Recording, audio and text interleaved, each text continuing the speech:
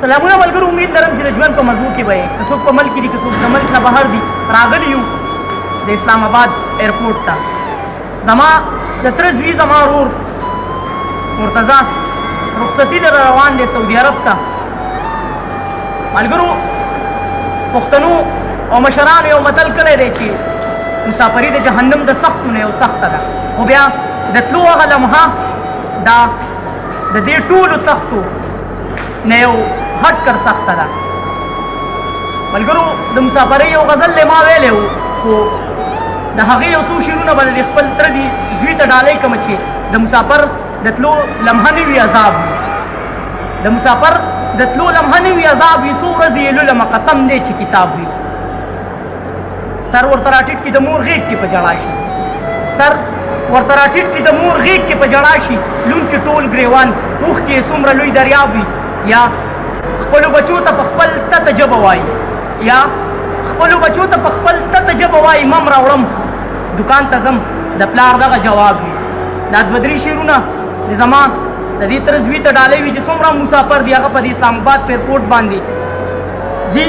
دغه ټولو ملګرو ته د زما دا یو څو شعرونه ډالۍ وي. ملګرو کوشش به کومه چې د اسلام آباد د دې ایرپورټ لږه غوندې ویډیو د دې ملګرو سره شریک کړمه. د ویډیو نه مزه واخلئ، د ویډیو اخر پورې وګورئ چې د مسافر د تلو لمحه څنګه وي. راځئ ما سره اوسئ.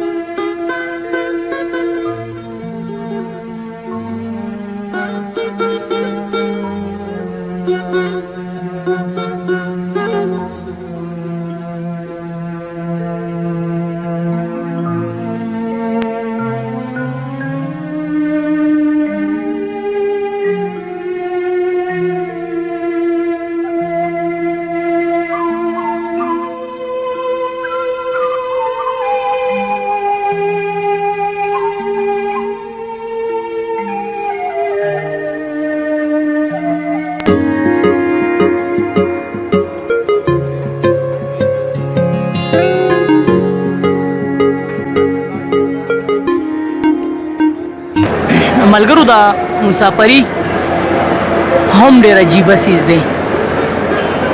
تاسو خیال وکئ کوم ملګري چې راځي او را روان دي وراوځي ماشاءالله څومره تیز تیز را روان وي. بله مین خبره دې کې دا ده چې ګیر چاپېره ګوري چې زما خپل خپلوان به چېرته ولاړ وي. دا وګورئ محبت چې محبت وګورئ، دا هغه لمحه ده چې کومه لمحې انتظار دا مسافر کوي چې یاره زه به کلي ته ځم، زما بچي به ما ته په ایرپورټ باندې ولاړ وي او زما بچي به زما انتظار کوي.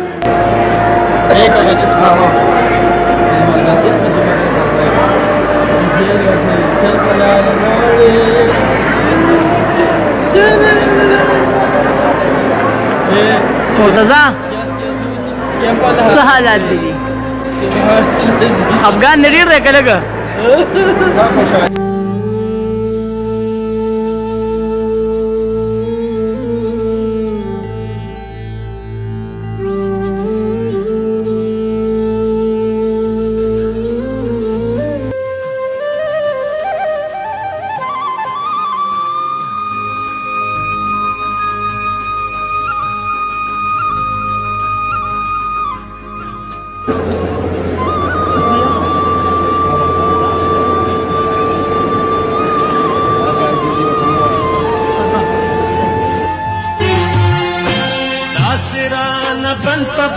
तावी गमान